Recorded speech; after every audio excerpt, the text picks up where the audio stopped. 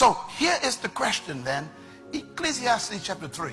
It says, to everything there is a season, and to every purpose under heaven there is a time for it.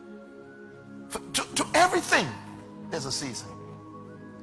How many things have a season? Everything. This is one of the best news I ever got in my life.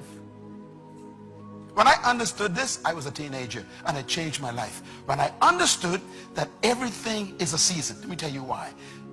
If you're having a bad time right now, it cannot last. If you cannot find a job right now, that is only a season. If your business is going in the wrong direction, it's a seasonal slide. If nobody wants to marry you, that's only a season. There's going to come a season when everybody want to marry you. You got choices. If you have no money right now, the good news is I am seasonally broke.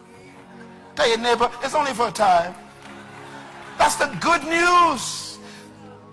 That's why we are always reminded, never make a permanent decision in a temporary problem.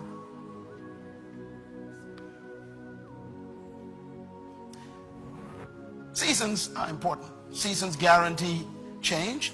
They also guarantee hope. They give you hope.